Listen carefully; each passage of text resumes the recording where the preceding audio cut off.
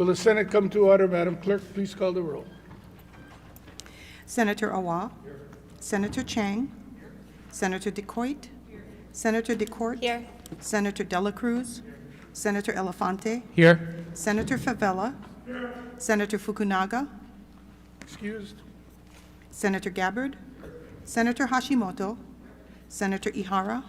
Present. Senator Inoue. Present. Senator Kanuha. Senator Keoho Kalole. Senator Kidani. Senator Kim. Senator Lamasao. Here. Senator Lee. Senator McKelvey. Senator Moriwaki. Senator Rhodes. Senator Richards. Here. Senator San Buenaventura. Senator Wakai. Mr. President, Present. 24 present, 1 excused. Thank you. The chair has read the journal of the preceding day and approves the same. Are there any introductions this morning? Senator Awa? Oh, Senator Rhodes? Thank you, Mr. President. Just want to introduce one of my former staffers, Emilio Borland, who's now with OHA, and also former Senator Brickwood Gallietari, if you could rise and be recognized. Mahalo.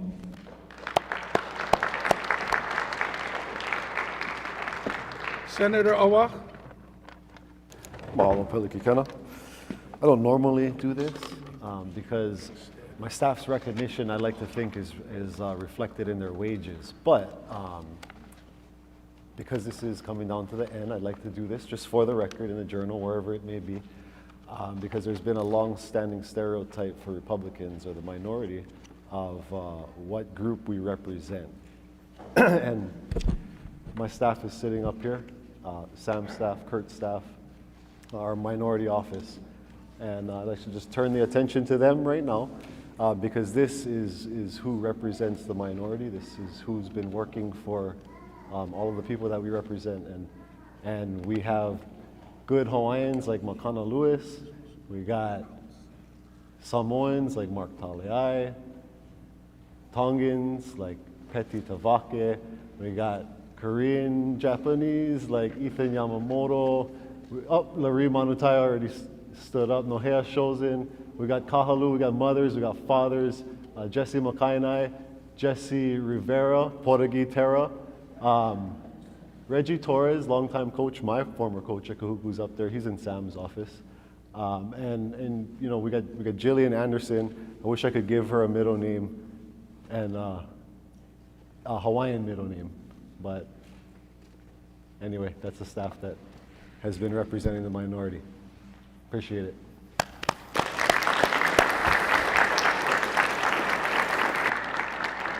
Do we have any further introductions?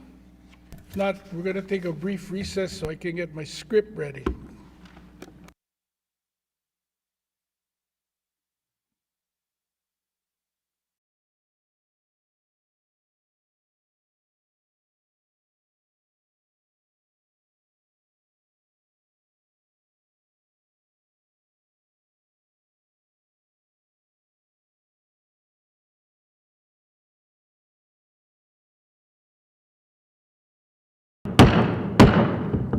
Will the Senate please come back into order, Madam Clerk?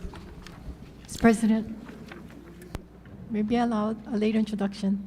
Please proceed. I'd like to introduce in the gallery Jason and Millie from HSTA. They stand to be recognized. There they are.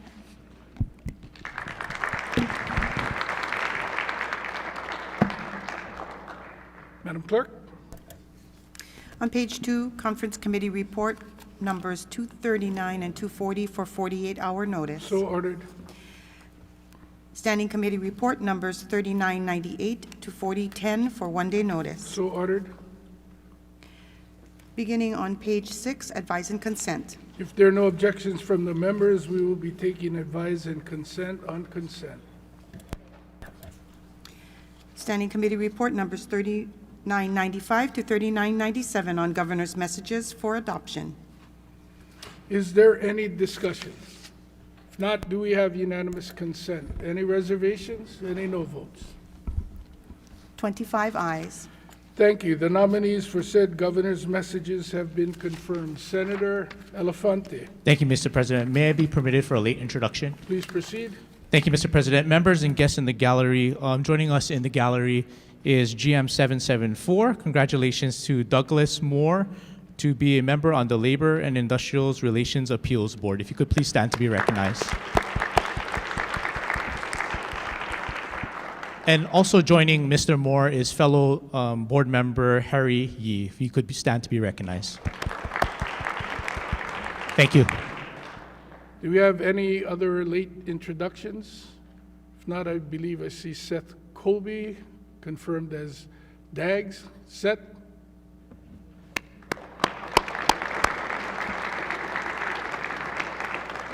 Madam Clerk.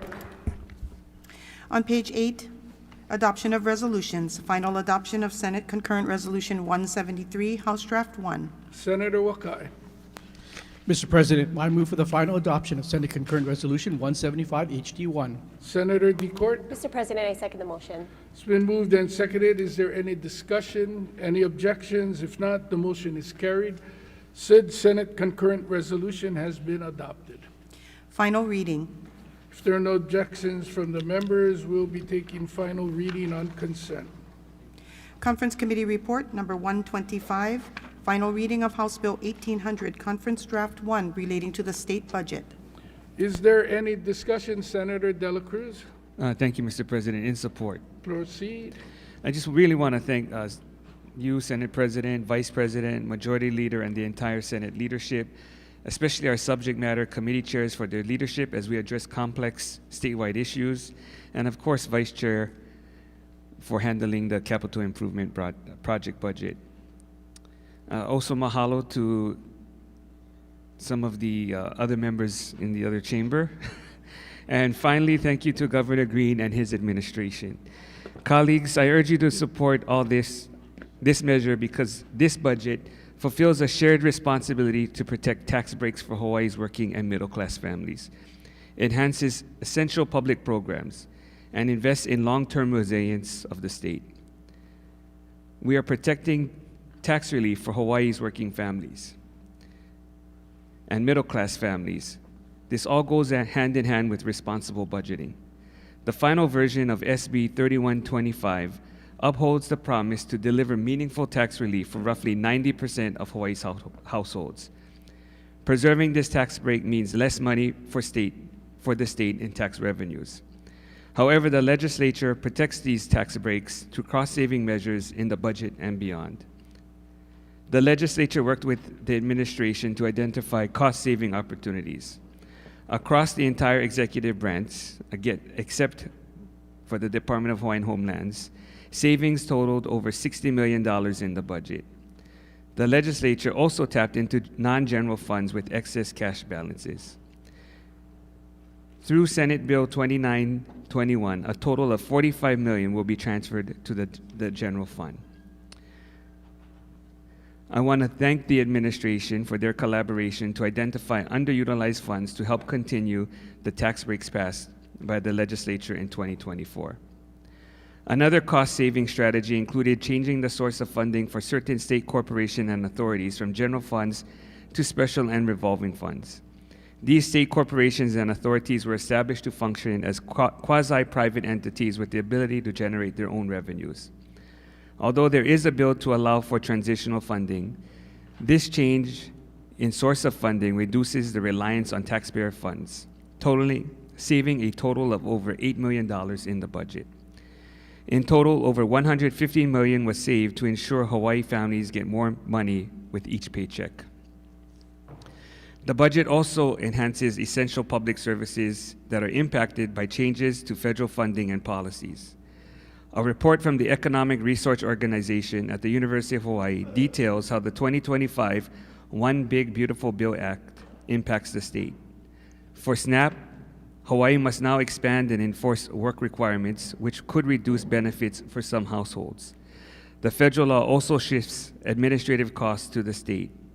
The bill includes over $10 million for SNAP to address these changes in federal funding and support. For Medicaid, new federal rules, including work and enrollment requirements, may also limit coverage for Hawaii residents. The budget bill includes over $200 million for Medicaid.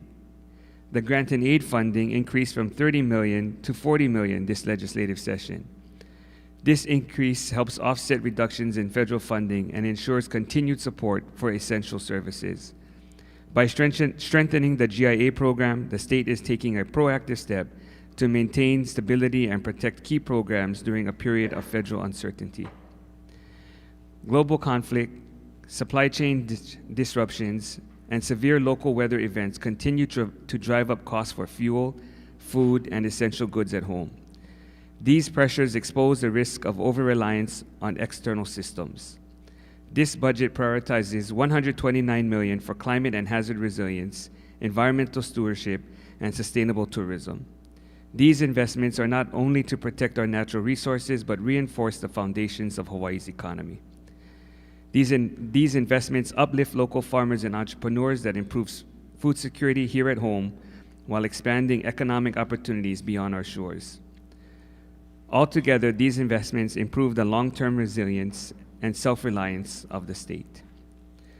To close, again, I want to thank the Senate leadership, members of the other chamber, and the Green administration for their assistance. Colleagues, I urge you to all support this budget because it fulfills a shared responsibility to protect tax breaks for Hawaii's working and middle-class families, enhances essential public programs, and invests in long-term resilience of the state. With your approval, I would like to insert written remarks into the journal, Mr. President. So ordered. Before recognizing any other speaker, if there are no objections to me editing my own remarks, I believe I said Seth Colby, the DAGS director, and he would be the budget and finance director, Madam Clerk, if you would make that correction to my late introduction. Senator Morawaki, Thank you, Mr. President. I rise in support. please proceed. I too want to thank you and our colleagues for setting the priorities that are reflected in the CIP budget. I want to especially thank the Ways and Means Chair for his leadership and guidance in crafting the state budget, and the collaboration with the House CIP Chair, Lisa Kitagawa, and her staff, and for the Governor and his administration. As to the CIP budget, I thank members in helping to identify district areas of need. The focus of this budget continues to center on essentials: health and safety, compliance, infrastructure, maintenance, and modernization of state assets. We also stressed our Senate priorities: affordable housing and infrastructure, education and workforce development, economic development and diversification, and environmental sustainability.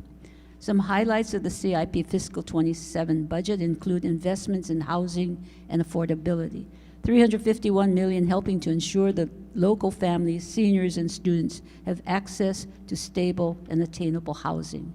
Strong support for healthcare and public safety, $436.7 million with $157.7 million for new outpatient facilities, medical centers, repairs, and infrastructure upgrades.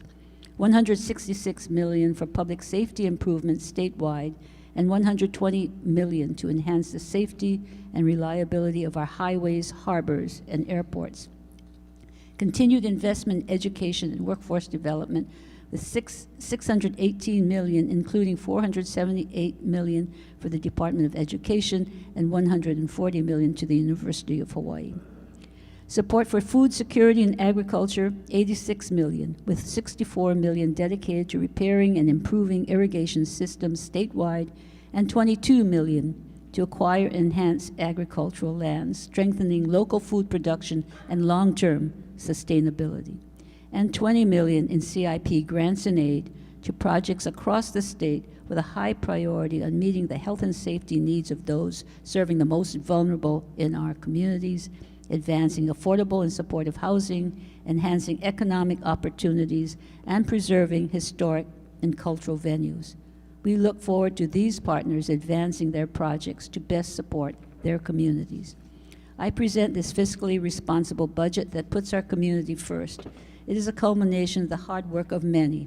And again, I thank you, Senate President, and all of you colleagues, and especially the Ways and Means Chair, Senator De La Cruz, and his staff. And I also want to thank my staff, CIP staff, Joseph Kopshai, and district staff, Alex Ozawa, Hannah Mikotovich, Venus De Los Santos, and Trevor Tamashir. Mahalo to you all. Thank you. I- Further discussion? Senator Favela, Thank you, Senate President. I stand in support. please proceed. First of all, I want to thank you, Senate President, Vice President, and leadership for this bill. It helps our communities. Most of all, I want people to understand out there in TV land, out there in the real world that doesn't understand what's happening here in the square building, how hard our chair and our vice chair work and kind of battle back and forth with our House colleagues and how to come up with a bill that would be good for our working families. So again, I want to give a lot of credit to Senator De La Cruz and his staff and our Senator Moriwaki and their staff, because without them working hard late at night and probably on the weekends, we wouldn't have something like this. So I'm going to just read my quote and then I'll end. Families in my districts across Hawaii are feeling the pressures of high everyday costs, from groceries to housing. Preserving this tax relief is a right decision because of putting money back into the pockets of the local residents who need it most. Arrangement of reflect our communities and to support the working families while maintaining the responsibility that path forward for the state. So again, thank you guys again for thinking about our working class families, because again, we are hurting. You guys see the gas prices is almost $6, yeah? Everything else is going higher. And we needed this, and by having this done against Senator De La Cruz and Senator Moriwaki, maybe a lot of people out there don't appreciate you. I know plenty of guys in this chamber does, but I do appreciate you guys, and I appreciate the leadership. And of course, in a minority too, we have a lot of good talks, knowing that we have a both side nonpartisan kind of attitude here in this chamber. Maybe not in the other chamber, but this chamber, we're family. So again, thank you guys all for thinking of the working family. Love you guys. Take care and God bless. So Senator Favela, I would just say yes to your comment that the Shell station on Ward across from Asahi Grill, I filled gas this morning and had to look twice at the sign displaying the cost per gallon as I saw how much it was going to cost me to fill my vehicle. Further discussion? If not, I'm going to do something that I'm not supposed to do and I usually don't do, but we talked about this since November, what the 30,000-foot goal for the Senate would be. And where we arrived is a simple statement to protect the most vulnerable in our community, support the Alice families, because everyone is struggling, and how can we find economy that also helps create jobs for our young people, because our goal is to retain them. Sounds like a great thing, which I thought it was. But then we handed it off to Senator De La Cruz and said, okay, now fill in all of the details to that narrative. And to Senator De La Cruz, Vice Chair Moriwaki, the Ways and Means Committee and staff, I want to commend you for the amazing job that you did. We began with federal reductions, and then we were under attack for the DEI programs, and more specifically, the reduction of Native Hawaiian funding for programs like Punana Leo, Tutu and Me. Super Bowl weekend, we were hit with a significant storm, only to be followed a little later by 2 storms of biblical proportion, without FEMA being funded because of the gridlock in Washington, D.C., and no clear direction if FEMA was going to assist us.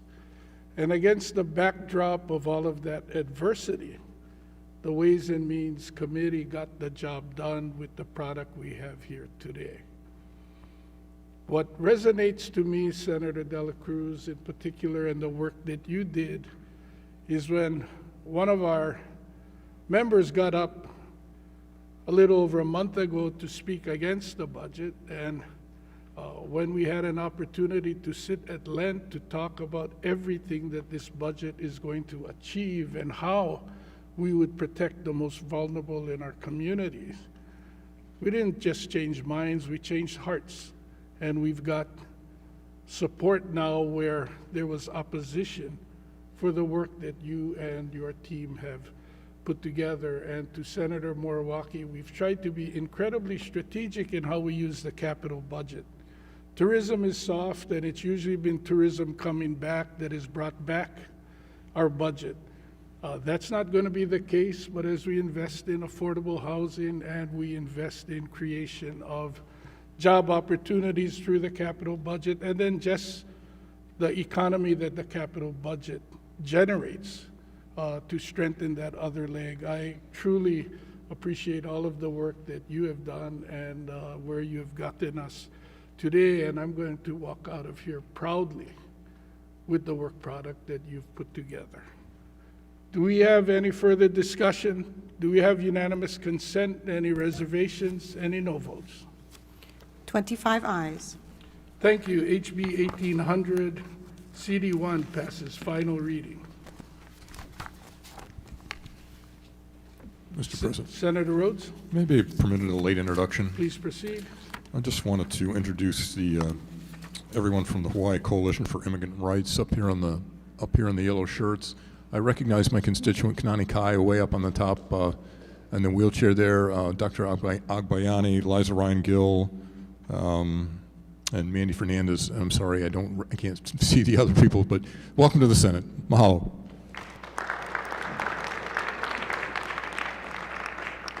Madam Clerk.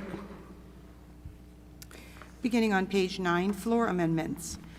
First one is Conference Committee Report 114, final reading of Senate Bill 3125, Conference Draft 1 relating to income tax. Senator De La Cruz.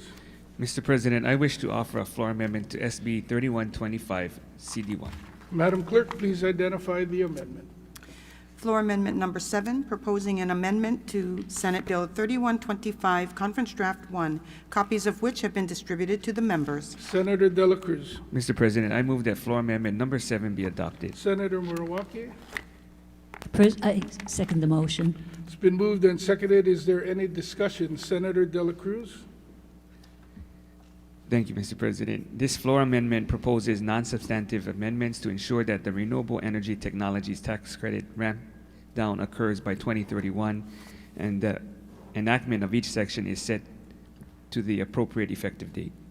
Is there any further discussion? Any objections? If not, the motion is carried. Floor Amendment Number 7 has been adopted. Senator De La Cruz. Mr. President, I move to separate SB 3125 CD1 from Conference Committee Report number 114. Senator Moriwaki. I second the motion. It's been moved and seconded. Is there any discussion? Any objections? If not, the motion is carried. The clerk is directed to file Conference Committee Report number 114. 48 hours notice is hereby given for final reading of SB 3125 CD2.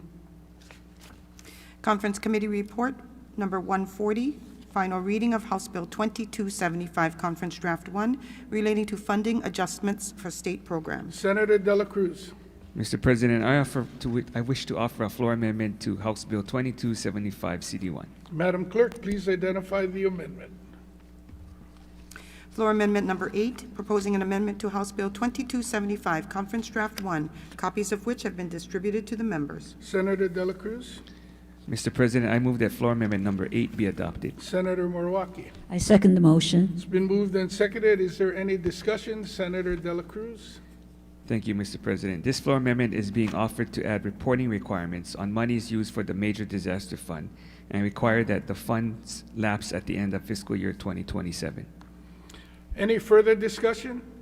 Any objections? If not, the motion is carried. Floor number 8 has been adopted. Senator De La Cruz. Mr. President, I move to separate House Bill 2275 CD1 from Conference Committee Report number 140. Senator Moriwaki. I second that motion. It's been moved and seconded. Is there any discussion? Any objections? If not, the motion is carried. The clerk is directed to file Conference Committee Report Number 140, 48 hours notice is hereby given for final reading of HB 2275 CD2.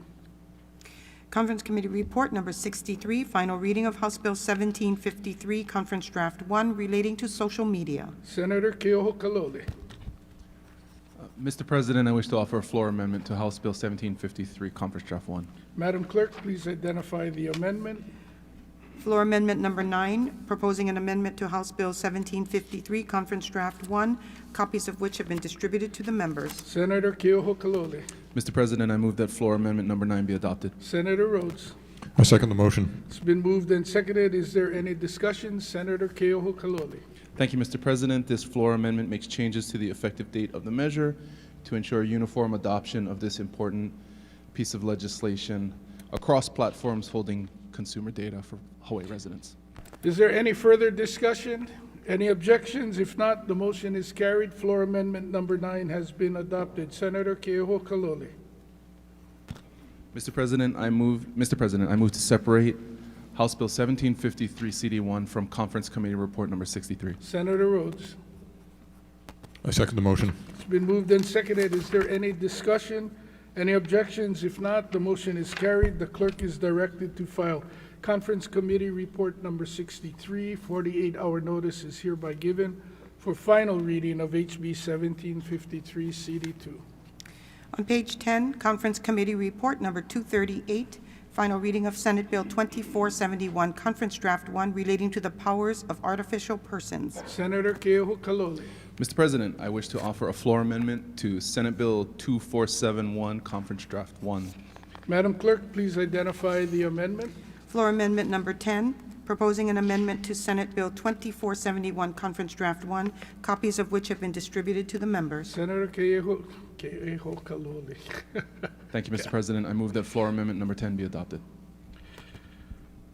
Senator Rhodes. I second the motion.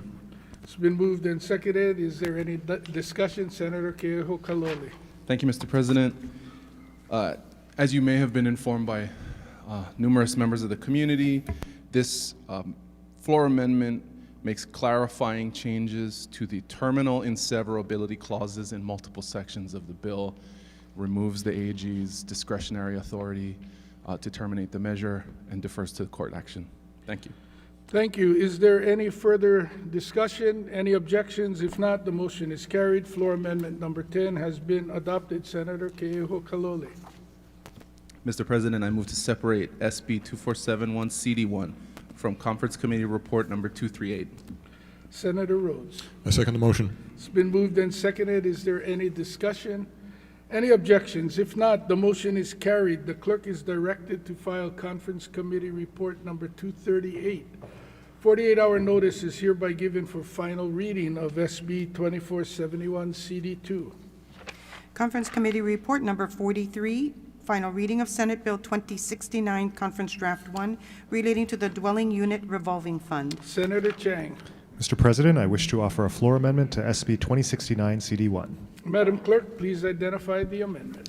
Floor Amendment Number 11, proposing an amendment to Senate Bill 2069, Conference Draft 1, copies of which have been distributed to the members. Senator Chang. Mr. President, I move that floor amendment number 11 be adopted. Senator Hashimoto. I second the motion. It's been moved and seconded. Is there any discussion? Senator Chang.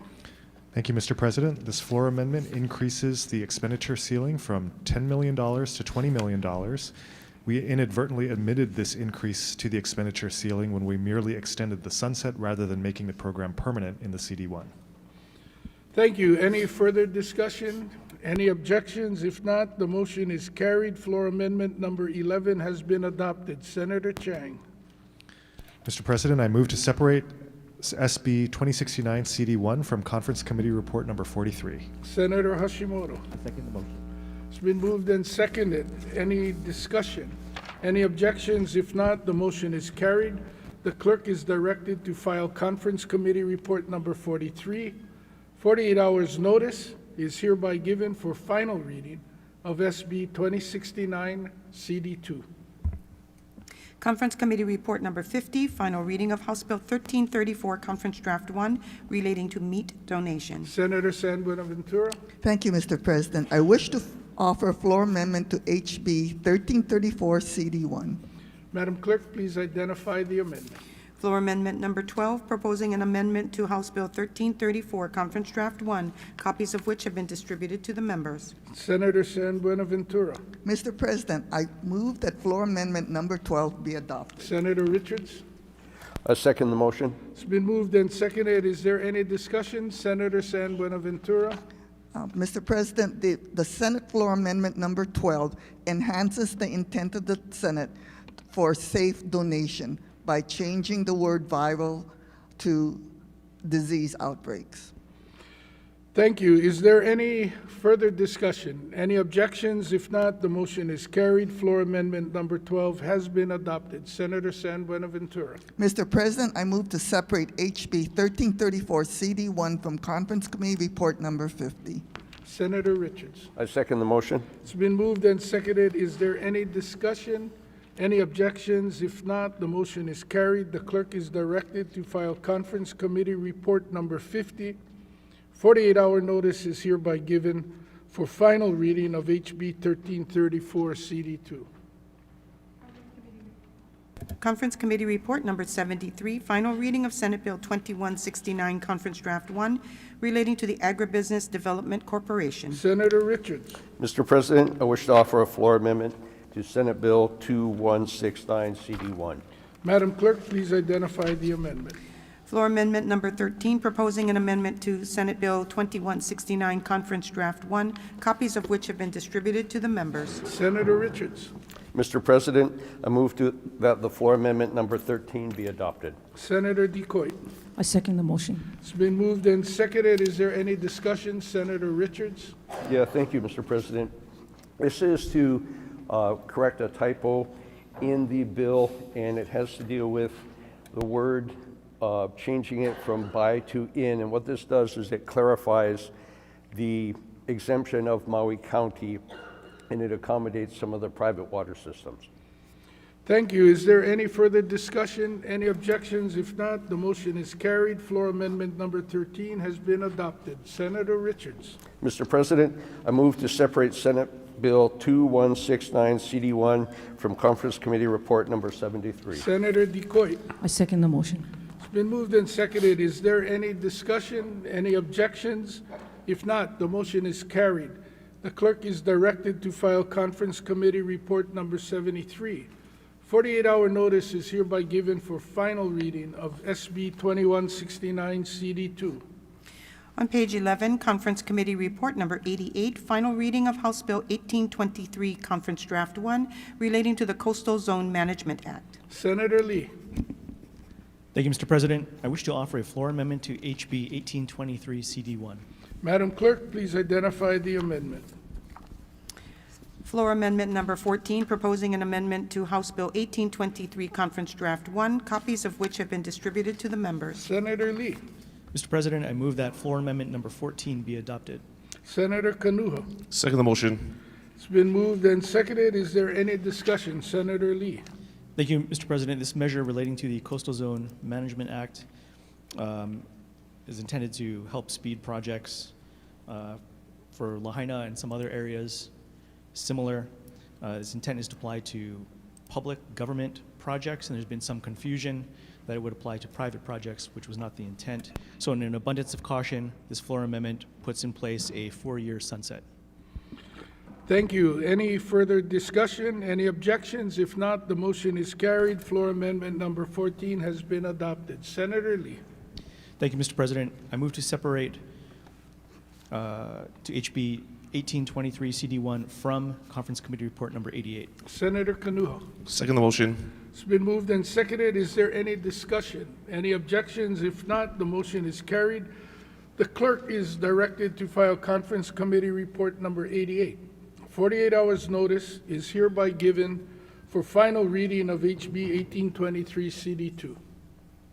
Conference Committee Report Number 217, final reading of Senate Bill 2401, Conference Draft 1, relating to regional shoreline mitigation districts. Senator Lee. Thank you, Mr. President. I wish to offer a floor amendment to SB 2401 CD1. Madam Clerk, please identify the amendment. Floor Amendment Number 15, proposing an amendment to Senate Bill 2401, Conference Draft 1, copies of which have been distributed to the members. Senator Lee. Mr. President, I move that floor amendment number 15 be adopted. Senator Kanuha. Second the motion. It's been moved and seconded. Is there any discussion? Senator Lee. Thank you, Mr. President. This measure makes some technical changes, this floor amendment makes some technical changes, removing duplicative language. It also moves language regarding the authority of BLNR to approve plans and permits from the OPSD planning statute to the BLNR permitting statute where it appropriately belongs. And finally, clarifies language allowing temporary erosion control measures when an emergency erosion control permit runs out, provided that the applicant engages with the state to develop and implement a long-term shoreline adaptation plan that protects beaches in the public trust and allows for the removal of the temporary erosion control measures. Is there any further discussion? Any objections? If not, the motion is carried. Floor Amendment Number 15 has been adopted. Senator Lee. Mr. President, I move to separate SB 2401 CD1 from Conference Committee Report Number 217. Senator Kanuha. Second the motion. It's been moved and seconded. Is there any discussion? Any objections? If not, the motion is carried. The clerk is directed to file Conference Committee Report Number 217. 48-hour notice is hereby given for final reading of SB 2401 CD2. On pages 11 to 32, final reading of the non-fiscal consent calendar. Final reading of the non-fiscal consent calendar beginning with Conference Committee Report Number 41 on Senate Bill 2140 on page 11 to Conference Committee Report Number 236 on Senate Bill 3325 Conference Draft 1 on page 32. Is there any discussion? If not, do we have unanimous consent? Any reservations? Any no votes?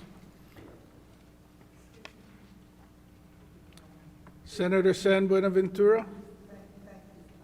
Senate President, just a reservation on SCCR 232-26, SB 2694. So noted. Any other reservations? 25 ayes. Thank you. All bills on the non-fiscal consent calendar from SB 2140 CD1 on page 11 to SB 3325 CD1 on page 32 pass final reading. Mr. President, Senator Keohakalole. may I be permitted 2 late introductions? Please proceed. Thank you. Joining us in the gallery today are representatives from the ILWU, and I would like to take a second to acknowledge them. Ikaika Decker, Jesse Andrade, and a high school classmate from St. Louis School, who the Journal should note is an absolute legend. Ikaika Kernan, please stand and be recognized by the legislature.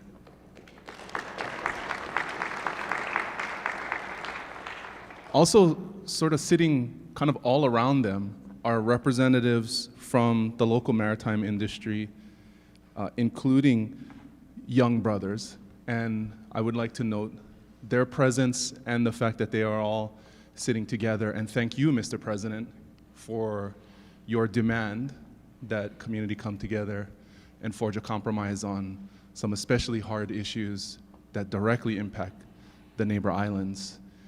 So can all of the representatives from Young Brothers in the local maritime industry, including a law school classmate, Dave Veltri, who is a Muay Thai practitioner not to be trifled with, please also rise and be recognized. Welcome to the Senate.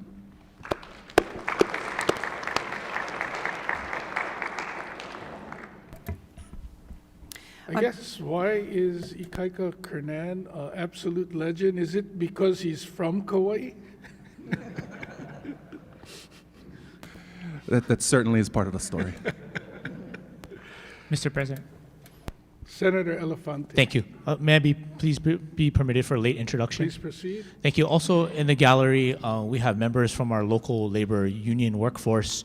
If you could please stand to be recognized, Pane Maetoga III, and we also have Mike Iosua. If you could please stand so that you could be recognized. Mahalo.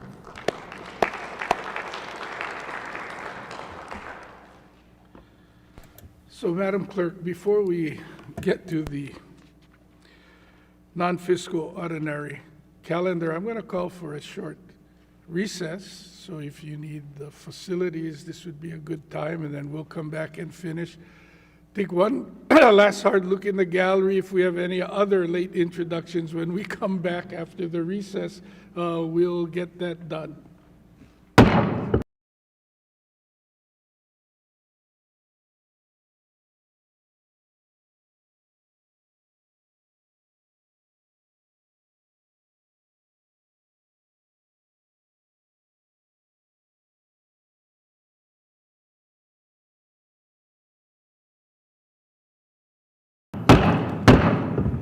Will the Senate come back into order, Madam Clerk? We're on page 33 on the non-fiscal ordinary calendar. Final reading. Conference Committee Report number 44, final reading,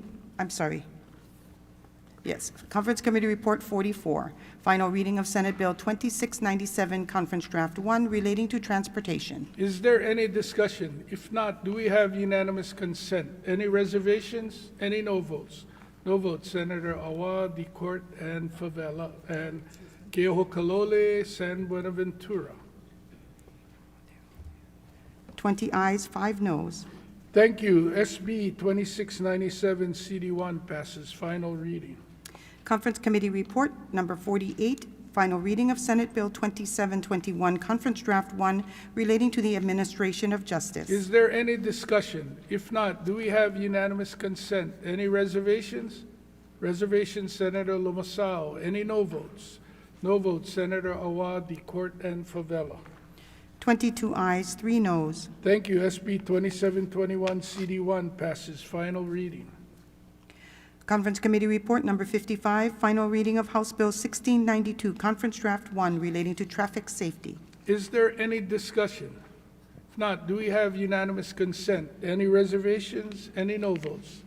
No votes, Senator Awa, Decourt, and Favela. 22 ayes, 3 noes. Thank you. HB 1692 CD1 passes. Final reading.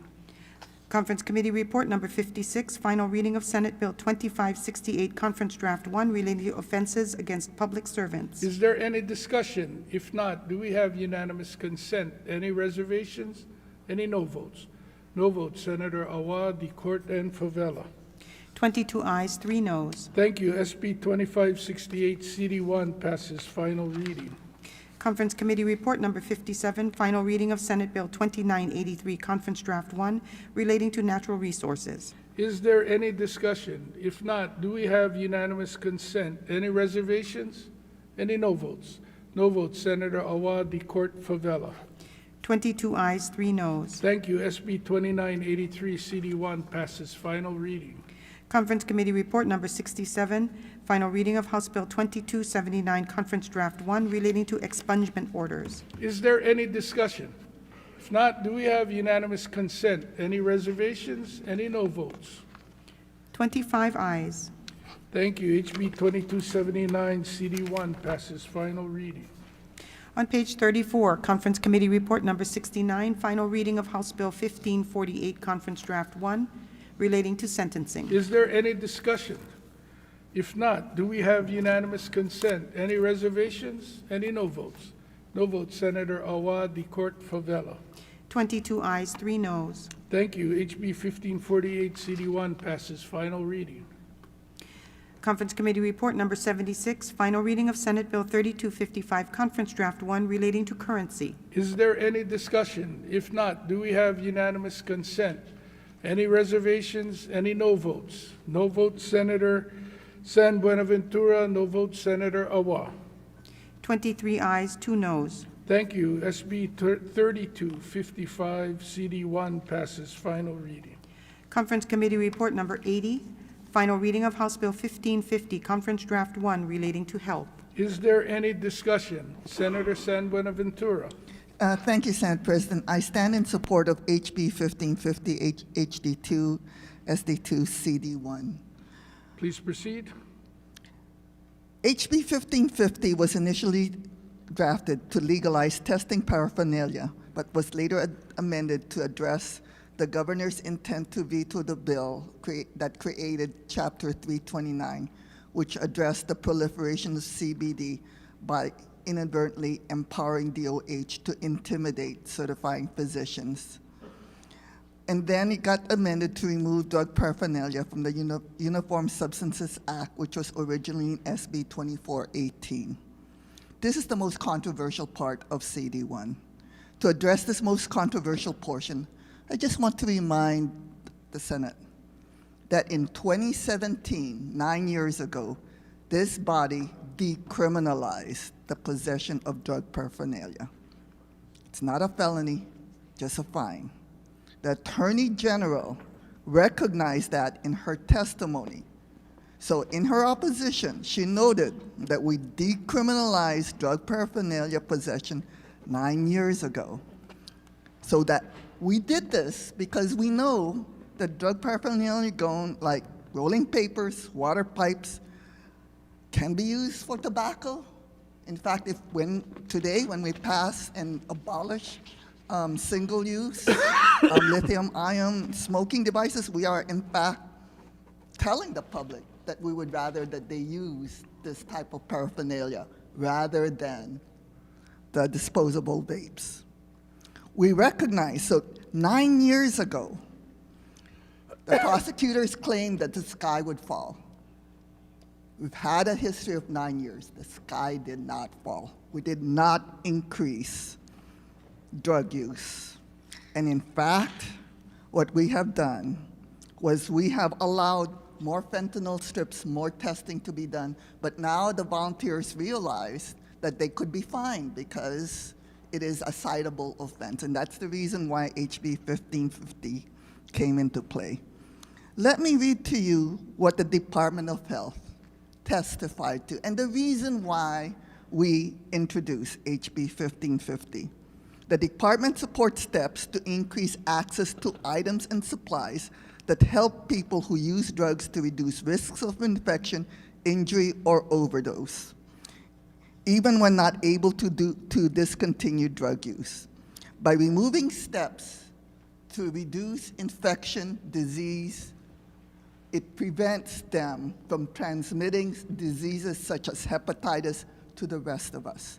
It controls diseases and outbreaks because they realize sometimes rehabilitation and just saying no is not enough. The Department of Health then goes on, there is little evidence to suggest that access to drug paraphernalia leads people to initiate or increase drug use.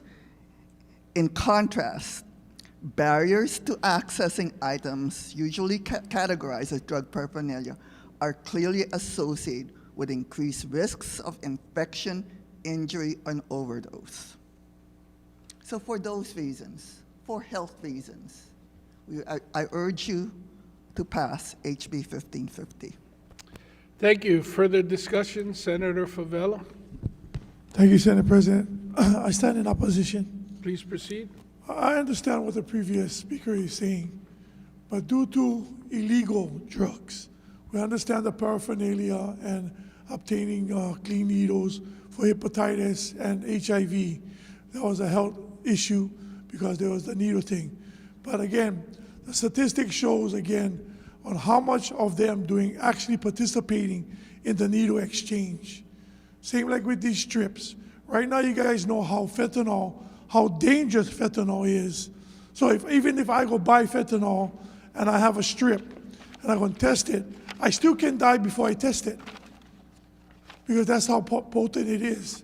So again, we are we are making provisions for people to continue to do illegal drugs instead of pushing out more education and awareness from the young age to now to know, just like how we did with tobacco, just like how we're doing with the vaping. Education is more better than we going to put testing strips that we don't even know the statistics if it's even going to work. Nobody that I know that sells and deals drugs in my community is going to go and say, hey, I want these testing strips because I might overdose and die. So again, this is another avenue of keeping these guys on their habits. We're talking generations and generations, colleagues, of ice addiction in my community. Now they're dying of fentanyl. So they're going to test the ice if they get fentanyl. They're going to test the marijuana if they get fentanyl. But even when they're testing them, they still got to touch it. I remember a case where a Kaneohe police officer pulled over a person for speeding just by going in a car and doing a visual check, fell down and almost died. Wasn't for the Narcan, he would have died on the scene. That's how dangerous this is. So we want to allow people to go who doesn't have any professionalism besides being one drug addict to test so that they don't die or killed. So it's different between needles now. Yeah, because taking fentanyl, you're gonna die. Needles, I can understand the health, so-called health risks.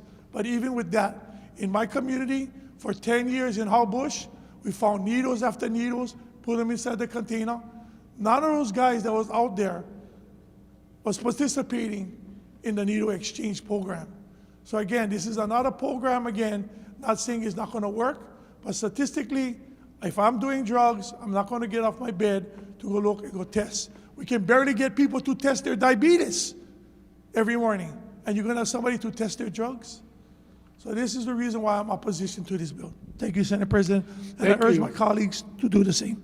Further Mahalo. discussion? Senator Moriwaki, Mr. President, I rise in opposition. please proceed. Mr. President, HB 1550 was intended, as Senator San Buenaventura indicated, to reduce the harm caused by unknown toxic substances in drugs that were being consumed, leading to overdose and death. 1550 was a narrow exclusion to the drug paraphernalia law to allow for drug test strips and other testing of drugs that were causing harm to its users. However, the amendments made in the conference draft inserted other bills that died through the legislative process.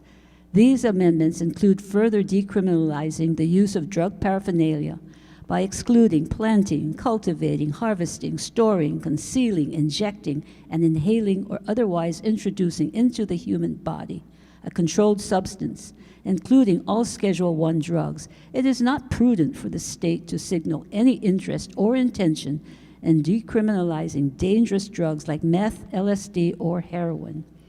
This bill also repeals the Department of Law Enforcement's authority to inspect medical cannabis use and certification records. We are told that the governor sought the repeal because it violates HIPAA patient privacy rights. But the current medical cannabis inspection enforcement law does not require the DLE to violate any laws governing patient privacy. Rather, it authorizes assurances our medical cannabis laws are being followed. For these reasons, Mr. President, I urge my colleagues to vote no. Thank you. Further discussion? If not, do we have unanimous consent? Any reservations? Any no votes? No votes. Senator Awa, DeCourt, Favela, Elefante, Hashimoto, Chang, Lomasal, Inoue, Lee, Kim, Gabbard, Wakai, Kidani, McKelvey, Moriwaki, and Dela Cruz. House Bill 1550 CD1 fails. We have a housekeeping measure on Senate Concurrent Resolution number 173 at the top of your agenda was listed and noticed for approval. During the recess, a quick sound check revealed that Senator Wakai mistakenly said 175 instead of 173. We just want, for the record, we're making the editorial correction 173, and that was posted, and that was what was approved, SCR 173. Next item, Madam Clerk. Conference Committee Report Number 81, final reading of Senate Bill 2818, Conference Draft 1, relating to boating. Is there any discussion? If not, do we have unanimous consent? Any reservations? Any no votes? No votes. Senator Awa, DeCourt, Favela. 22 ayes, 3 noes. Thank you. SB 2818 CD1 passes final reading. Conference Committee Report Number 94, final reading of Senate Bill 847, Conference Draft 1, relating to psychologists. Is there any discussion? If not, do we have unanimous consent? Any reservations? Reservations, Senator Moriwaki. Any no votes?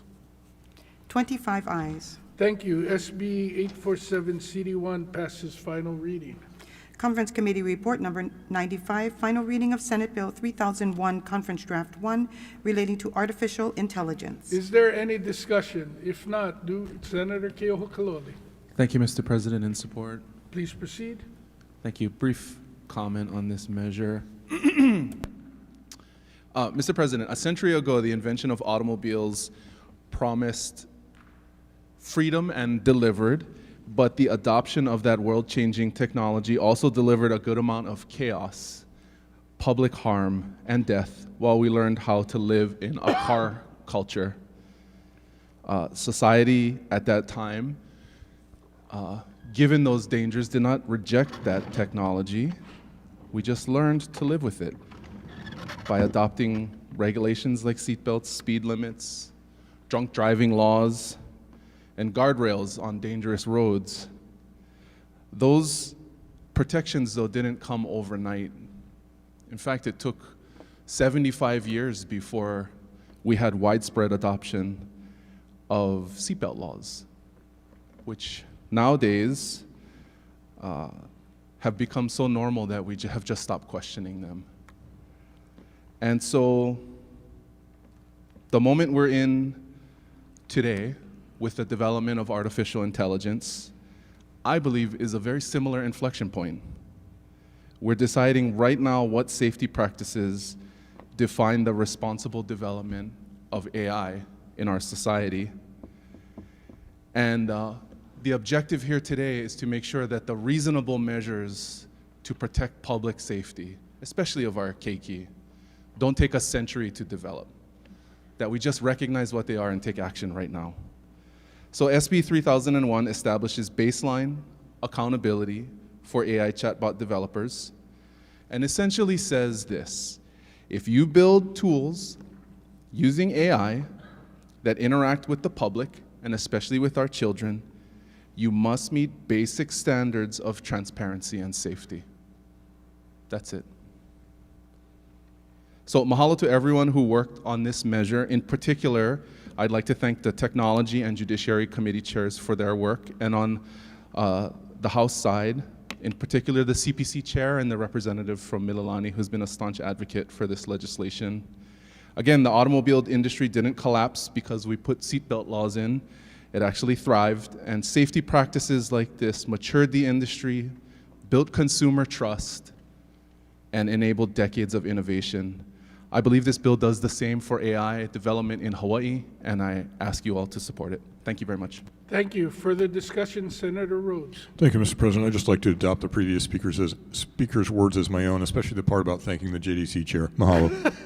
So ordered. Further discussion, Senator McKelvey. Thank you. I'm probably an overabundance of caution. So I have a potential conflict. Please I proceed. develop LLMs and AI chatbots, although not for public consumption, but I do develop them. But this bill affects the whole class of chatbots and not one individually, so no conflict. Okay, correct. And thank you for that, because it's important. I put that out there because as a technologist, I think what this bill is achieving to do is exactly like the previous speakers have said. It's to put common sense regulations on technology, because at the end of the day, it's human responsibility. It's human responsibility and actions that can make a technology dangerous, or it can make it very productive and useful. So I see this and the other measures about holding humans responsible for the effects that their technological deployments may have, and to ensure that the developer's code of ethics, of which there is one, and it's a very strong one, is adhered to by those in the boardroom making executive decisions with this technology. Thank you. Thank you. Further discussion? If not, do we have unanimous consent? Any reservations? Any no votes? 25 ayes. Thank you. SB 3001, CD1 passes final reading. On page 35, Conference Committee Report Number 121, final reading of Senate Bill 2338, Conference Draft 1 relating to housing. Is there any discussion? If not, do we have unanimous consent? Any reservations? Any no votes? No votes, Senator Awad, the Court Favela. 22 ayes, 3 noes. Thank you. SB 2338, CD1 passes final reading. Conference Committee Report Number 127, final reading of Senate Bill 2999, Conference Draft 1 relating to a clean fuel standard. Is there any discussion? If not, do we have unanimous consent? Any reservations? Any no votes? No vote, Senator Richards, Awa. Oh, I'm sorry. So reservation, Senator Richards, and no vote, Senators Awa, DeCourt, Favela. 22 ayes, 3 noes. Thank you. SB 2999 passes, CD1 passes final reading. Conference Committee Report Number 130, final reading of Senate Bill 2239, Conference Draft 1 relating to voter registration. Is there any discussion? If not, do we have unanimous consent? Any reservations? Any no votes? No vote, Senator McKelvey. 24 ayes, 1 no. Thank you. SB 2239, CD1 passes final reading. Conference Committee Report Number 131, final reading of House Bill 1741, Conference Draft 1 relating to housing. Is there any discussion? If not, do we have unanimous consent? Any reservations? Any no votes? 25 ayes. Thank you. HB 1741, CD1 passes final reading. Conference Committee Report Number 133, final reading of House Bill 2023, Conference Draft 1 relating to transportation. Is there any discussion? If not, do we have unanimous consent? Any reservations? Any no votes? No votes, Senator Awa, Favela, and San Buenaventura. Senator Kim, Senator McKelvey. 20 ayes, 5 noes. Thank you. HB 2023, CD1 passes final reading. Conference Committee Report Number 165, final reading of House Bill 1802, Conference Draft 1 relating to conservation mitigation banks. Is there any discussion? If not, do we have unanimous consent? Any reservations? Any no votes? No votes, Senator Awa, DeCourt, and Favela. 22 ayes, 3 noes. Thank you. HB 1802, CD1 passes final reading. On page 36, Conference Committee Report Number 172, final reading of House Bill 649, Conference Draft 1 relating to small boat harbors. Is there any discussion? If not, do we have unanimous consent? Any reservations? Any no votes? Oh, reservations, Senator Richards. 25 ayes. Thank you. HB 649, CD1 passes final reading. Conference Committee Report Number 180, final reading of House Bill 1890, Conference Draft 1 relating to education. Is there any discussion? Senator Kim. Thank you, Mr. President. I rise in strong support of House Bill 1890, CD1. Please proceed. Mr. President, for more than a decade, the issue of annual step movements for teachers has been brought before this legislature and raised in collective bargaining without lasting resolution. That uncertainty has had real consequences. When teachers cannot count on predictable year-to-year progression, it becomes harder to commit to this profession in Hawaii. The current teacher shortage in Hawaii is happening right now in our classrooms. While salaries may look average on paper, when adjusted for cost of living in our state, our teachers are effectively the lowest paid in the nation. The reality is simple: many cannot afford to stay here. Nearly half of our teachers exit within 5 years. That kind of turnover disrupts learning, burdens our schools, and denies our students of the stability they deserve. This is not just a workforce issue, members. It is an education issue. House Bill 1890 makes a clear and responsible step forward. It codifies annual step increases and longevity progression in law while still respecting the collective bargaining process, requiring legislative appropriation. It does not remove negotiation, but it provides structure, clarity, and consistency where it's been lacking. And during this time, with a challenging and tight budget, this bill sends a message that we value our teachers, that we recognize their service, and we are committed to giving them a reason to stay. Keeping experienced, dedicated teachers in our classroom is one of the most important investments we can make in our students and in the future of this state. This bill reflects that commitment, Mr. President, and I want to take this opportunity to thank my staff, Kathy, Sierra, and Ann. You know, we took on K-12 this year along with higher education, and it's been challenging, but I think that we were able to manage it. So I urge all of you to vote yes on this measure. Thank you. Further discussion. Senator Kidani, then Senator McKelvey. Thank you, Mr. President. I like the words of the previous speaker entered in the journal as if they were my own. So ordered, Senator McKelvey, then Favela, then Elefante. In strong support. Please proceed. And would like the words of the Chair of Education enter the records if they were my own. So ordered, Senator Favela. Strong support, Senate President. Please proceed. Previous speaker, Senator Kim's, into the journal as my own. So ordered. Senator Elefante, Thank you, Mr. President. In support. please proceed. Thank you. Mr. President and colleagues, did you know that the late First Lady, Eleanor Roosevelt, advocated Congress to recognize and acknowledge our hardworking teachers? And she did that. And in the spirit of collaboration, yesterday actually was National Teacher Appreciation Day. And this week we celebrate all our teachers and appreciate all of them for their hard work. I'd like to take this moment to thank the Education Chair, the Senator from Kalihi, the Vice Chair of Education, the Senator from Mililani Town, and also the House Education Chair and House Education Vice Chair, and also to the Vice Chair of Labor and Technology. Collectively, and all of us, as you've heard previously, I echo the sentiments from the Education Chair. Really, our teachers are overworked. They do so much for our students. And as a graduate of public schools from kindergarten all the way to 12th grade, I've seen firsthand, including a labor strike during that time when I was in high school, of the impact and what our teachers stood for. You see them paying out of their own pockets for things on such salaries that they make, which doesn't even compare to some other states or counties on the national level. And this thing, while it may be very simple and little, it's very meaningful and impactful that will go a long way of their step increases in their annual salaries. So I want to really mahalo HSTA and all the advocates and all the hardworking teachers and the teachers that are in the classroom today as they educate the future of Hawai'i.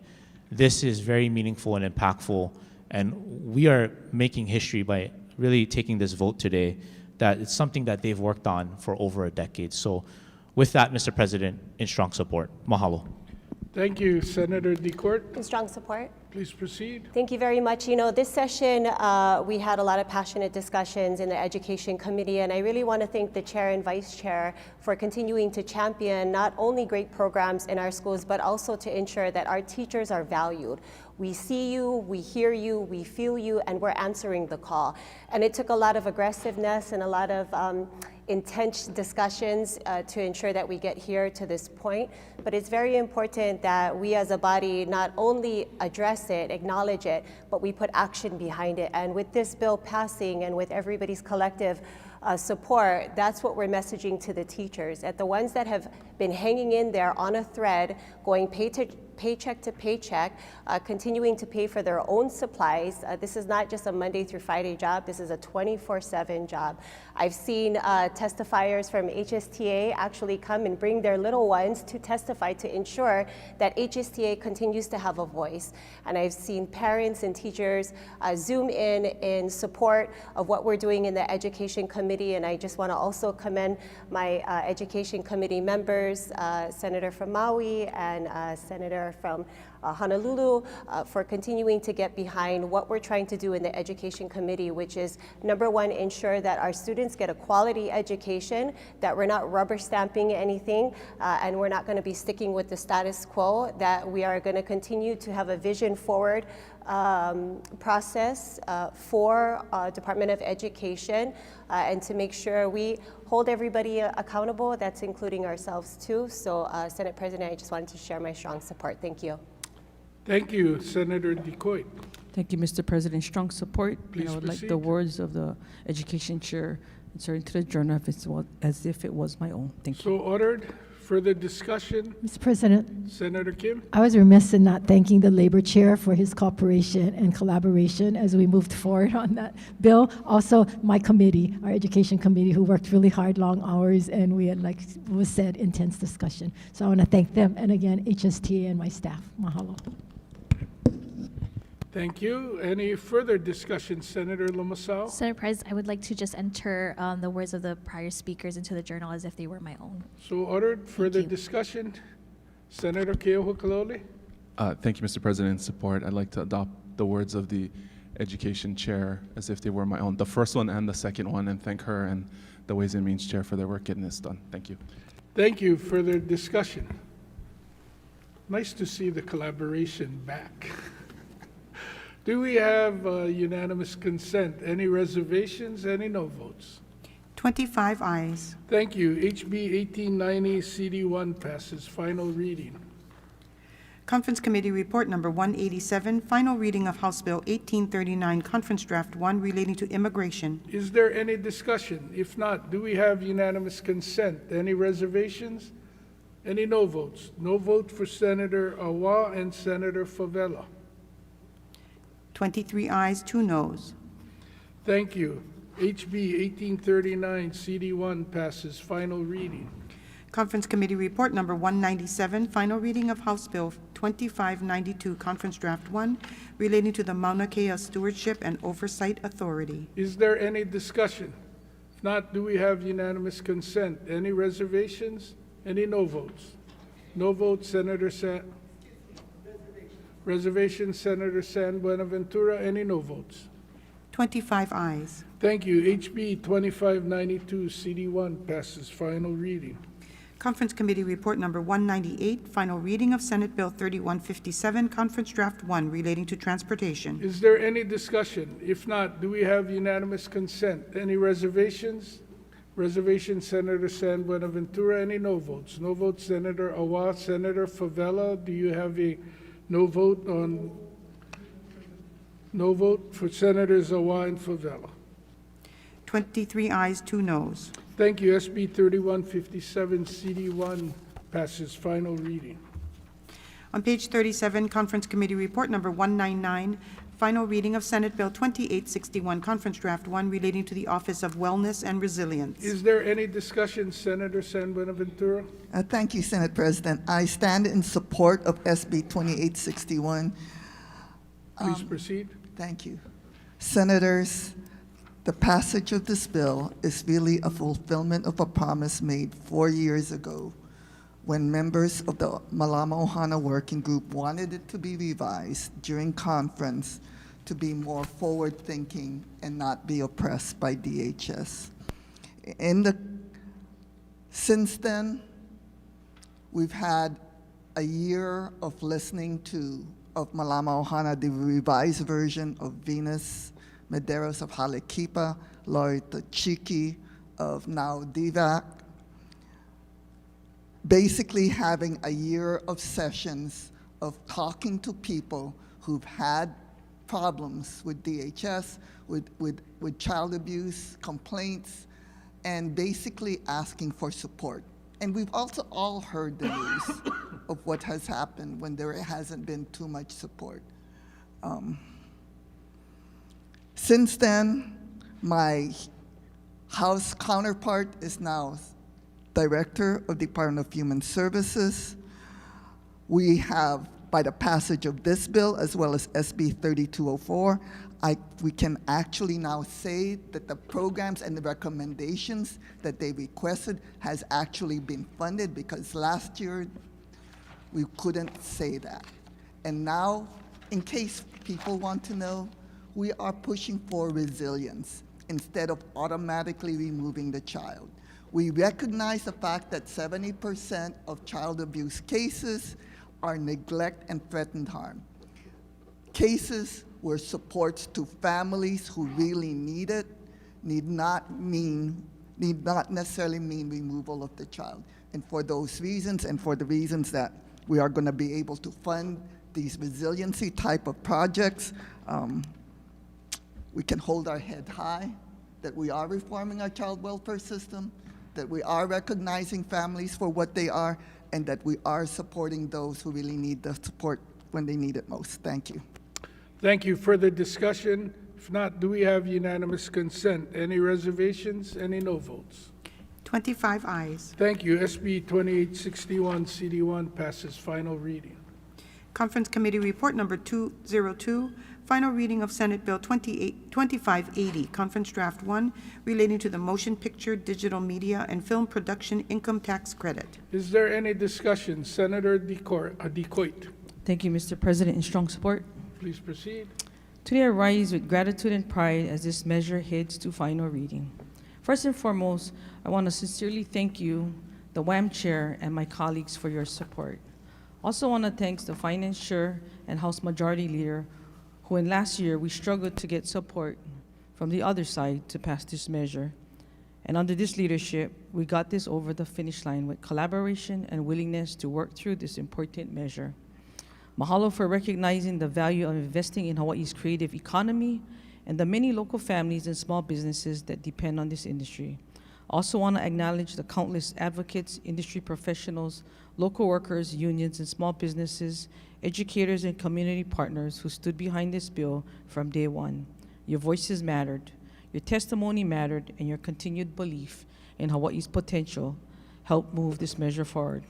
I am especially proud to have introduced and played a significant role in shaping this legislation.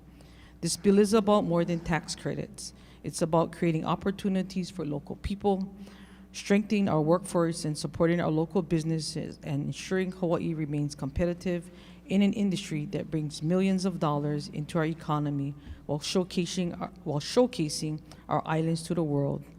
This bill is committed to investing in Hawaii's workforce by rewarding productions that hire local. Under this measure sends a message to Hawaii. Hawaii believes in its local workforce, supports economic opportunity, and it's committed to keeping our state competitive while investing in our people. Again, mahalo to everyone who helped and moved this bill forward. I humbly ask for your continued support and your vote on final reading. Mahalo, Mr. President. Thank you. Further discussion, Senator DeCourt. Strong support. Please proceed. Permission to enter the words of the senator from Molokai into the journal as if they were my own. So ordered. Senator Favela. Thank you, Senate President. Strong support. Please proceed. I want to thank the chair moving this forward. You know, we had a struggle when the movies and CBS left Hawaii and everything tanked and all of our workers and vendors was out of work. You know, and you know, a lot of people don't remember, but I remember Senator De La Cruz, Dane Wicker, and Stacey Ferreira when we went to CIS. And we started bringing these things up and picking out what we needed to tighten up and what we needed to get going forward. And if it wasn't for Senator from Molokai coming along on the journey and learning with each other, this wouldn't be where it is today. There's a lot of collaboration and hard work on everybody's part. But again, we got something that we're moving forward. And again, like she said earlier, this is one of the largest money makers. Everybody bring tourism, but what brings tourism to Hawaii? People still coming to Hawaii for the original Hawaii 5-0 and original Magnum PI because they like see the waves, they like see the surf. This is the best way that we can sell or promote Hawaii through movies and the movie industry. Again, I want to thank the chair from Molokai and the rest of you guys, Senator De La Cruz, for working on this for a while. Thank you, Senate President. Thank you. Further discussion? If not, do we have unanimous consent? Any reservations? Any no votes? 25 ayes. Thank you. SB 2580 CD1 passes final reading. Conference Committee Report Number 203, final reading of Senate Bill 2074, Conference Draft 1, relating to state facilities. Is there any discussion? If not, Senator Favela. Senate President, on SB 2074, I'm in opposition. Please proceed. The reason for that is because the amendment to the naming rights, Hawaii naming rights, this was said in conversation, whether it was joking or not, but it could be a fact. The highest bidder could be Trump, and the stadium could be named Trump Stadium. So those are the things I think we should consider on when we're talking about naming rights, unless we have something within that to have more parameters. Thank you, Senate President. Thank you. Further discussion? If not, do we have unanimous consent? Any reservations? Reservations, Senators Elefante, Ihara. Any no votes? No votes, Senator Awad, DeCourt, and Favela. 22 ayes, 3 noes. Thank you. SB 2074 CD1 passes final reading. Conference Committee Report Number 210, final reading of Senate Bill 2367, Conference Draft 1, relating to state boating facilities. Is there any discussion? If not, do we have unanimous consent? Any reservations? Reservations, Senator Elefante. Any no votes? 25 ayes. Thank you. SB 2367 CD1 passes final reading. Conference Committee Report Number 218, final reading of Senate Bill 3253, Conference Draft 1, relating to conservation. Is there any discussion? If not, do we have unanimous consent? Any reservations? Any no votes? No votes, Senators Awa, DeCourt, Favela.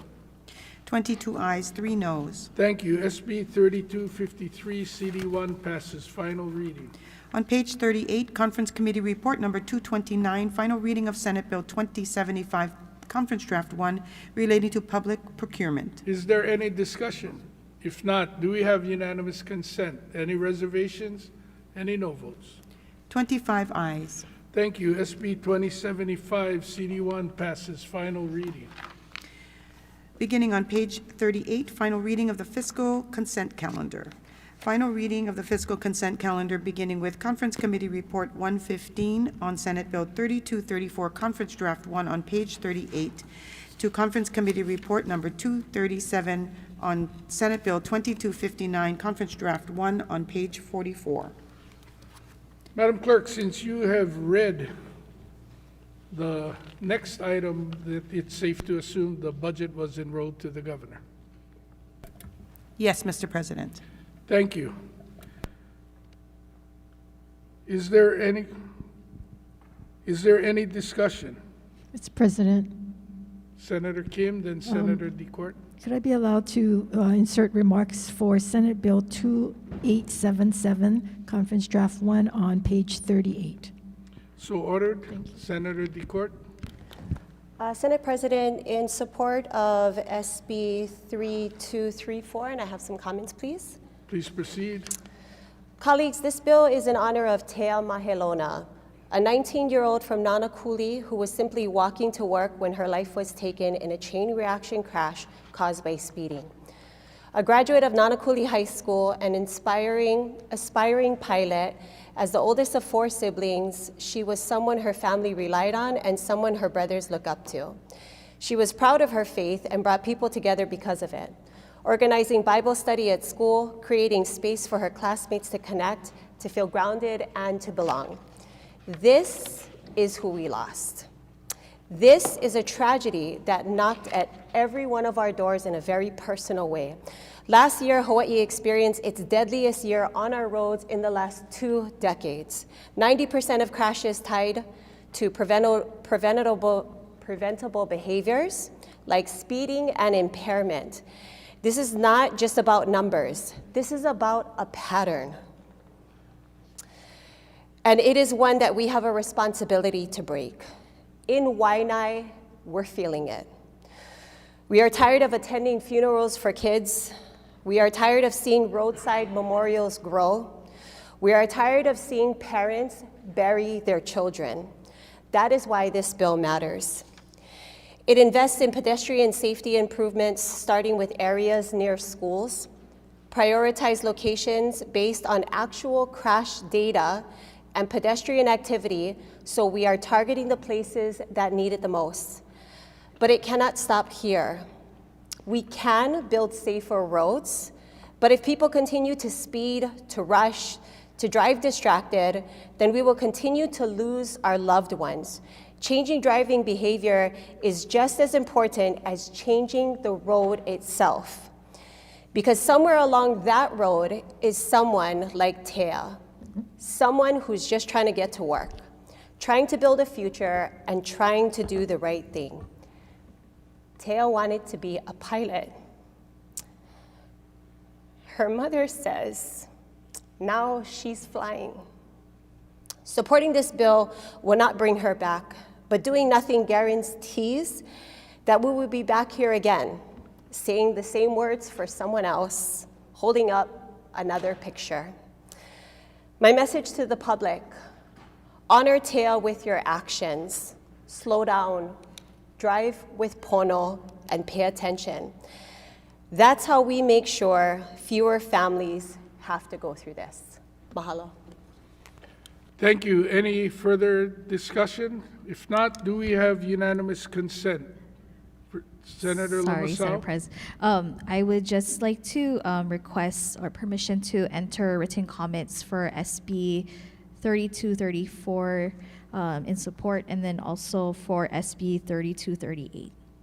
So ordered. Do we have anything else again before I take the vote? If not, do we have any reservations? Any no votes? 25 ayes. Thank you. All bills on the fiscal consent calendar from SB 3234 CD1 on page 38 to SB 2259 CD1 on page 44 pass final reading. Beginning on page 45, final reading of the fiscal ordinary calendar. Conference Committee Report Number 149, final reading of House Bill 2344, Conference Draft 1, relating to school facilities. Is there any discussion? If not, do we have unanimous consent? Any reservations? Reservations, Senator Fukunaga. Any no votes? No votes, Senator Elefante. 24 ayes, 1 no. Thank you. HB 2344 CD1 passes final reading. Conference Committee Report Number 159, final reading of House Bill 2050, Conference Draft 1, relating to partial public financing of elections. Is there any discussion? Senator Rhodes. Thank you, Mr. President. I rise in support of this measure. Please proceed. Mainly, I wanted to thank the Chair of Ways and Means and as well as the Finance Chair for their support of HB 2050 in a tough fiscal year, committing $2.3 million to improving the Hawaii Election Campaign Fund. It shows it's not only symbolic, but it's real money as well to show that the state is serious about providing meaningful alternatives to the private fundraising system that most of us use, allowing people to run for office, even if they're not good at fundraising themselves. This bill will enhance the fundraising themselves from private sources. This bill will enhance the existing program, which is mandated by the state constitution. The Election Campaign Fund was established by the 1979 legislature, and the overall program, including the maximum dollar amounts, has not changed since 1995. Due to the decreasing value of the funds that a qualifying candidate can receive, this program is not well utilized. This bill increases the expenditure limits for candidates who participate in the partial public financing program, increases the maximum amount of public funds available to participating candidates. For qualifying contributions raised in excess of the minimum qualifying contribution amount, it doubles the matching funds from 1 to 1 to 2 to 1, and it adjusts the amounts of minimum qualifying contributions required for certain offices. In addition, it allows participating candidates to allocate up to 75% of their authorized aggregate expenditure limits and available public funds to either the primary or general, while preserving the combined limits applicable to both elections. In sum, it makes it easier to use our longstanding partial public financing system, and I believe it's a step forward for our for public financing and campaign financing in general. Mahalo. Thank you. Further discussion? If not, do we have unanimous consent? Any reservations? Any no votes? 25 ayes. Thank you. HB 2050 CD1 passes final reading. Conference Committee Report Number 164, final reading of House Bill 1618, Conference Draft 1, relating to cesspool conversions. Is there any discussion? If not, do we have unanimous consent? Any reservations? Any no votes? No votes, Senator Awa, DeCourt, Favela. 22 ayes. Did I misread your vote, Senator Awa? You are in favor and not in opposition on... So no votes for Senators DeCourt and Favela on HB 1618 CD1. 23 ayes, 2 noes. Thank you. HB 1618 CD1 passes final reading. Conference Committee Report Number 166, final reading of House Bill 1969, Conference Draft 1, relating to colorectal cancer. Is there any discussion, Senator McKelvey? Thank you, Mr. President. In support. Please proceed. I'm not going to make the comments long. I did have reservations on this measure before. However, at the final stage, given the importance of it, I'm going straight up. However, I'd like to put the testimony of the DCCA on this measure into the record because I believe their comments do present some things we need to tackle in future sessions. Thank you. Thank you. So ordered. Any further discussion? If not, do we have unanimous consent? Any reservations? Any no votes? 25 ayes. Thank you. HB 1969 CD1 passes final reading. Conference Committee Report Number 186, final reading of House Bill 1870, Conference Draft 1, relating to protected community locations. Is there any discussion? If not, do we have unanimous consent? Any reservations? Any no votes? No votes, Senators Awa, DeCourt, Favela. 22 ayes, 3 noes. Thank you. HB 1870 CD1 passes final reading. Conference Committee Report Number 193, final reading of Senate Bill 2892, Conference Draft 1, relating to feral chickens. Is there any discussion? If not, do we have unanimous consent? Any reservations? Any no votes? No votes, Senator McKelvey. Oh, Senator McKelvey. Is that a no vote? Okay. No, he is a no vote. 24 ayes, 1 no. Thank you. SB 2892, CD1 passes final reading. Page 46, Conference Committee Report Number 211, final reading of Senate Bill 2599, Conference Draft 1, relating to development. Is there any discussion? If not, do we have unanimous consent? Any reservations? Any no votes? 25 ayes. Thank you. SB 2599, CD1 passes final reading. Conference Committee Report Number 215, final reading of Senate Bill 3029, Conference Draft 1, relating to community development. Is there any discussion? If not, do we have unanimous consent? Oh, discussion, Senator Lomasaw. Sorry, Senator Perez. At an appropriate time, can we go back to CCR 211?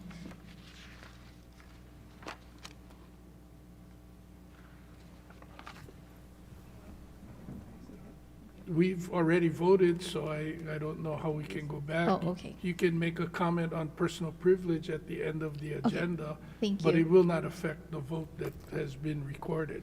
Thank you. We are on SB 3029, CD1. Any reservations? Any no votes? No votes, Senator Awa and Favela. 23 ayes, 2 noes. Thank you. SB 3029, CD1 passes final reading. Conference Committee Report Number 216, final reading of Senate Bill 903, Conference Draft 1, relating to Hawaiian affairs. Is there any discussion? Senator Dela Cruz. Thank you, Mr. President. I rise in support of SB 903 CD1. Please proceed. Colleagues, this is a monumental step forward in advancing self-determination for Native Hawaiians. I want to thank the chair of the Hawaiian Affairs Committee for working so diligently with the House to advance this measure. I also want to thank the Office of Hawaiian Affairs, especially Trustees Galuteria and Lindsay, for their work in recognizing the importance of this measure, which it has on the future of Native Hawaiians and their ability to lead their own destiny. For context, existing law already puts forward a path for Native Hawaiians' recognition and self-determination. HRS 10H outlines the pathway for Native Hawaiian recognition. Considering the recent proposed federal budget cuts to Native Hawaiian programs, this is more important than ever. The federal budget proposal from President Trump specifically states that Native Hawaiians are not a tribal nation, but a racial group. HRS 6K-9 states that Kaho'olawe Island Reserve, quote, shall be held in trust as part of the public land trust, provided that the state shall transfer management and control of the island and its waters to the sovereign Native Hawaiian entity upon its recognition by the United States and the state of Hawaii, unquote. Self-determination must be paired with self-sustainability. If we focus only on annual payments from the state to the Office of Hawaiian Affairs and not creating a land base, then OHA and a future Hawaiian nation will forever be reliant on the state. SB 903 CD1 provides a refocusing of the work of the Public Land Trust Working Group on defining the public land trust revenue claims and determining the conditions under which the Office of Hawaiian Affairs may negotiate a master settlement with the state.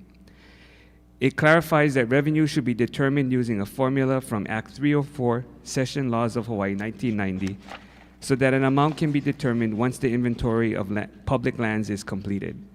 This is a critical step in determining what a master settlement with the state will look like. Act 304 separates revenues obtained from the use of lands from revenues obtained through sovereign functions and powers of the state, such as taxes, penalties, or pass-through funding. The world we live in is changing. Native Hawaiian programming is being dismantled at the federal level because there is no federal recognition, no recognized nation for Hawaiians to partly call their own. We cannot delay any longer. This working group has a great responsibility to set the path forward for Native Hawaiian self-determination, and I look forward to their reports and findings. Thank you, Mr. President. Further discussion, Senator DeCourt, then Senator Richards. Thank you, and strong support. Please proceed. You know, at the beginning of the session, I opened up with my moment of contemplation, really honoring former Representative Frenchie DeSoto, who is also an OHA member, and also she was a part of the 1978 CON. You know, she was very driven in ensuring that Native Hawaiians had the resources that we need to continue to progress and improve our quality of life. And I'm proud of the work that was done here, that we are not only going to be appropriating funds to the Office of Hawaiian Affairs, but you know, it's important that we as a nation, that we take a step forward to nationhood, that we take a step forward to ensuring that our lahui is a nation within a nation, which is what I understand to be the intent of the development of Office of Hawaiian Affairs. And I'm proud to end this session with moving the goalpost that much more further in honor of Frenchie DeSoto and the great work that she and some of my colleagues here in this room have done to keep the Office of Hawaiian Affairs not only funded, but independent and resilient, and also being able to be self-sustainable, so we can truly no longer be the #1 ethnicity in imprisonment, the highest rate of health deficiencies, and that we can also thrive in our own way of education and our own way of ag and our own way of ranching and our own way of raising our generations and being able to live here. So I'm happy that we are ending this session with, again, advancing the Office of Hawaiian Affairs. Mahalo. Thank you. Senator Richards. Thank you, Mr. President. I stand in support. Please proceed. Thank you, colleagues. Senate Bill 903 is a culmination of a conversation that's been going on for almost 50 years. Back in the Constitutional Convention of 1978, OHA was established. A description of funding for OHA was laid out. But over the last almost 5 decades, we've never finished articulating how that was going to come to pass. 903 puts together a working group that is going to get this job finally done. I want to give a shout out to our senator from Wahiawa in our Ways and Means and his counterpart in the House for working on the financial side, and I'll touch on that in a second. I also want to give a big shout out to the Hawaiian Caucus and the senator from Kaneohe coming up with an idea for 903. The framework will be established and we will get the answers done. But, as the senator from Wahiawa has mentioned, we've seen federal cuts. 903 gives us a vehicle to go forward with a one-time award of funds from the public trust land account. Through 903, we are going to be able to backfill $55 million to OHA to be sure that we can take care of education, healthcare, community-driven initiatives, and some economic development. There are guardrails around this, but again, this is a vehicle that allows us to award these funds so we take care of education, kids don't go to bed hungry. This was an idea that the senator from Kaneohe came up with as we were trying to move this forward. So with that, colleagues, I ask for your support on this. This is something that we're actually going to be able to be moving the chains down the field so we can get things done. Thank you, Mr. President. Thank you. Further discussion, Senator Inoue. Thank you, Mr. President. I rise to speak in support of SB 903. However, I do have a question. Thank you, Mr. Senate President. I just want to add that the Public Trust Working Group was established in 2022. However, this measure does not include any information with regards to the new formation. And I understand, looking at the report, is that the Public Trust Inventory, the first interim report is due August 1st, 2026.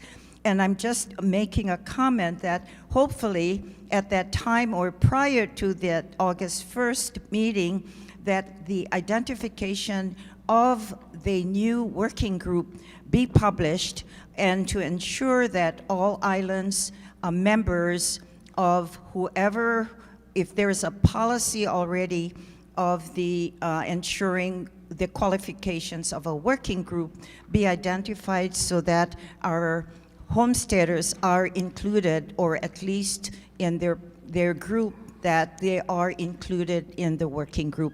And just to support that, to ensure equal representation of our Hawaiian community, and a good job to those that have worked hard on this. Thank you, Mr. President. Thank you.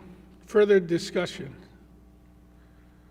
If not, I would briefly say to former Senator Galataria, trustee, when you brought this to me, I wholeheartedly embrace the much larger policy decisions discussed by the WAM chair and the Hawaiian Affairs chair, but in particular to me, my grandson has attended Tutu and Me for the last 2 years, and in fact was in Kapa'a from 8:30 to 10:30 this morning. He, unfortunately, has 0 Native Hawaiian blood, but is an active participant. It's disheartening that this would be labeled as only a Native Hawaiian program when that's not who it benefits. They, in fact, look to locate in areas of low income to make sure that access to early education is available to every young person in this state, irrespective of your family's financial means. My wife and I would be happy to support our grandson and pay for him to go somewhere else, but having witnessed what they do, he would not get anywhere near the education, and especially about the values that are taught through the program in Tutu and Me. So I hope that you will deliver on what you assured me that you would be doing if this cap was lifted, and wish you nothing but good luck in executing the expenditure of the funds. Do we have any reservations? Any no votes? 25 ayes. Thank you. SB 903 CD1 passes final reading. Conference Committee Report Number 228, final reading of Senate Bill 2930, Conference Draft 1, relating to the State Risk Management Revolving Fund. Is there any discussion? Senator McKelvey. Thank you, Mr. President. I stand in strong support of the measure. Please proceed. And thank you, colleagues, for allowing me to make these remarks today, because I think it's important, because it's the remarks on the floor that will be the analogs of history. And I think history needs to reflect properly the fact that you were all there and have continued to be there for Lahaina. And I want to thank you, Mr. President. I want to thank the Ways and Means Chair and the staff, the Maui delegation, and for the Senate for making this a priority, for building upon the work that we did to rescue people, to ensure they had a place to lay their head, to ensure they could rebuild a torn economy. This bill recognizes the second most important step, which is rebuilding this community. I think it ties into the last measure very closely, because nothing says more to the future of Native Hawaiians than rebuilding the first capital, which was taken from them. Nothing says more than rebuilding an elementary school that's been in existence since 1913. Elementary schools, as was noted by an earlier bill, are not just buildings, they're places for community. They're places for children to grow and learn and become a part of the fabric of the history of the very place that they are from.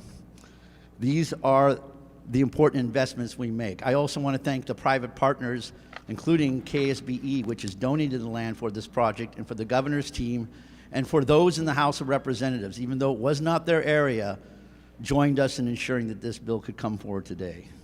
So on behalf of my community, I thank all of you from the bottom of my heart for this.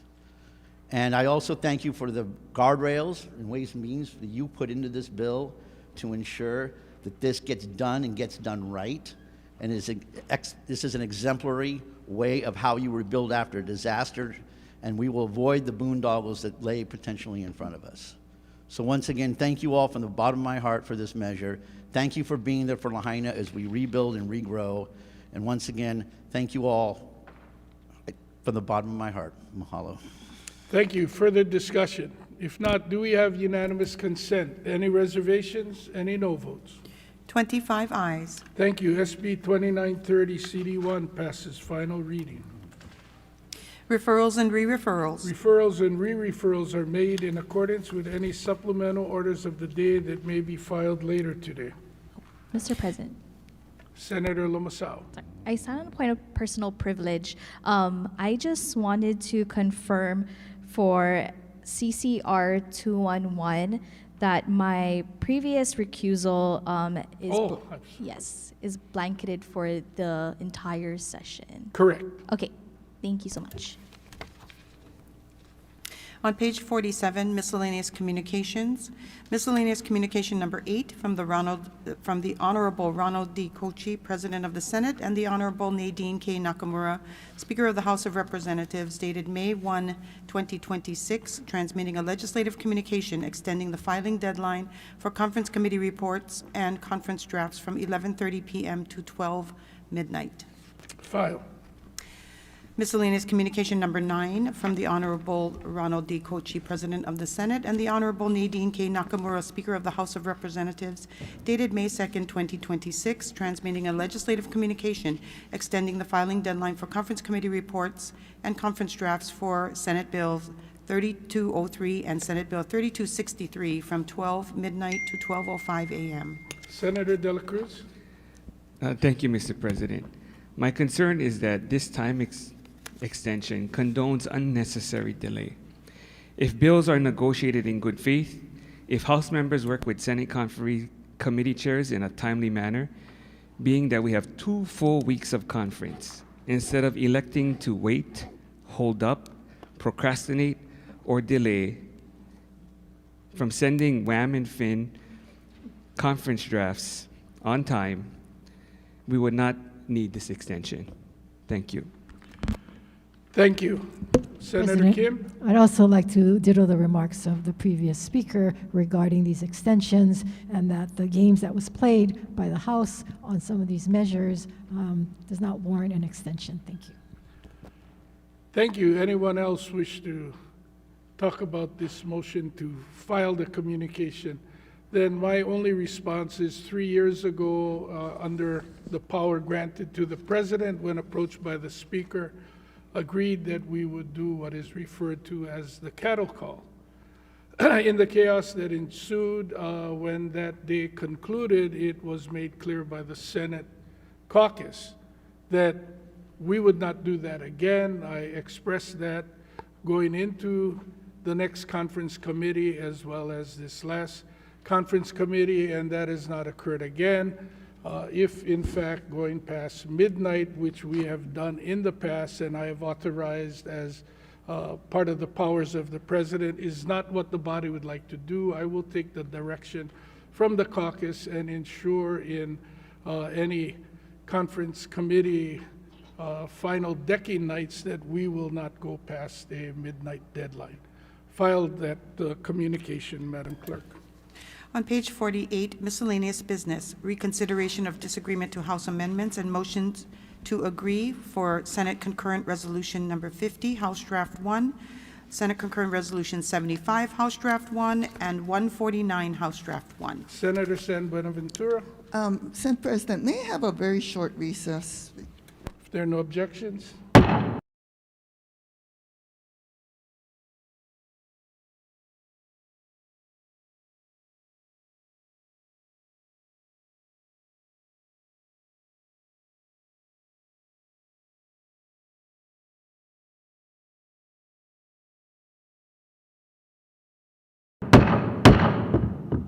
Senate is back into order. Senator San Buenaventura. Thank you, Senate President. Mr. President, I move that the Senate reconsider its previous action in disagreeing to the amendments made by the House to SCR numbers 50 and 149 and agree to said amendments. And now, members, before going forward, we had posted also 75, and now Chair San Buenaventura is not agreeing to that, so we are here to agree to SCRs number 50 and 149, correct? Yes, correct. Thank you, Please Senate proceed. President. I believe Senator Wakai. Oh, Senator Wakai, I'm sorry. Mr. President, I second the motion. It's been moved and seconded. Is there any discussion? Senator San Buenaventura. Thank you. The amendments made by the House for SCR numbers 50 and 149 advances the intent of those resolutions, and for those reasons, I move that we agree to them. Is there any further discussion? Any objections? If not, the motion is carried. One-day notice is hereby given for final adoption of SCRs 50 HD1 and 149 HD1. No further business, Mr. President. Are there any announcements, Senator McKelvey? Yes, Mr. President, just a point of personal privilege. Please proceed. In my remarks, I omitted to thank my staff for their work on this bill. They literally bled tears and heartaches over every little meeting and nuance, and so I owe them my great gratitude as well for the hard work that they did. And I think for all of our staff this session, but thank you for that, Mr. President. Yeah, but we'll be thanking ours on Friday. Senator Rhodes. Thank you, Mr. President. Parliamentary inquiry. The service tomorrow for former Senate President Hanabusa, is there an official, I mean, normally we would have to wear a suit on Thursday, and just wanted to know what we're required to do. That was going to be under my announcements, so I will answer that question when we get there. Further announcements, Senator Inouye. Thank you, Mr. President. Point of personal privilege. Please proceed. And I just want to thank you, Mr. President and the Speaker, in your recent announcement with regards to the cattle call. And just to add that I've been here for quite a while, and this has been a most smoothing conference as well, having us doing the individual accommodations and conferences individually. And we just thank you for making that decision. Did a good job, Mr. President. Mahalo. Thank you. Any further announcements? Senator DeCoit. Thank you, Mr. President. A point of personal privilege. Please proceed. I wasn't going to say anything, but kind of sitting here looking at somebody's emails, I need to say something. And I just wanted to talk about the water carrier bill, Senate Bill 2694. As many of you know, I live on Molokai, where we understand better than most that inter-island cargo service is not a luxury. It is a lifeline. Everything our families rely on, well, not everything, but most of it comes across that barge. Food, medicine, building materials, farming supplies, equipment, and basic household goods. So I didn't take that vote lightly that I did earlier. It was a bitter pill to swallow. Like many residents and businesses in my district, I have serious concerns anytime we discuss automatic rate increases. For small island communities already struggling with the high cost of living, this is a bitter pill to swallow. But I also have to acknowledge reality. I've personally pushed and demanded that the carrier continue working with the businesses on Molokai and Lanai to continue providing reliable service to our communities. I've also demanded reassurance that small islands like Molokai and Lanai will continue to receive equal treatment and dependable service. But because for us, reliability matters just as much as affordability. And after looking into alternatives and speaking with others in the industry, the reality is this: other carriers are not interested in servicing Hawaii. If Young Brothers were no longer operating, the estimated cost to the state of Hawaii taxpayers to operate a similar transportation system could be upward of $70 million annually. That is a difficult position we face with today. So while I believe there must be accountability, transparency, and continued oversight, I also recognize that at this time there are very limited options available to ensure our islands continue receiving essential cargo service. This measure was not perfect, but my support today comes with the expectation that carriers continue working with our communities, continue servicing all islands fairly, and continue maintaining the reliability that our residents and businesses depend on every single day. Because no island should ever be left simply because it is smaller or more rural. Mahalo. Thank you. Any further announcements? Senator DeCourt, Personal privilege, please. please proceed. I would just like to congratulate the Waianae Lady Sea Riders. Last night they played an exceptional game and they actually dethroned defending champions Moanalua in an overtime to receive OIA's D1 flag football title. So I just wanted to give a shout out to Lady Sea Riders for that.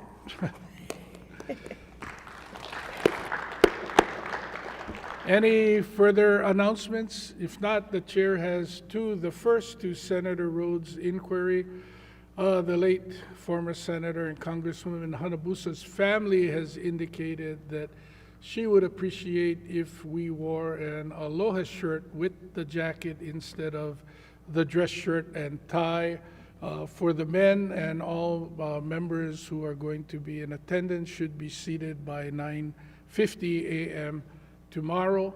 And the second announcement is immediately after adjournment, all members of the Senate are invited to the Majority Caucus Room to join in lunch. Any further announcements? If not, Senator Wakai. Mr. President, I move that the Senate stand adjourned until 11:30 a.m. tomorrow. Senator DeCourt. Mr. President, I second the motion. It's been moved and seconded. If there are no objections from the members, the Senate will stand adjourned until 11:30 a.m. on Friday.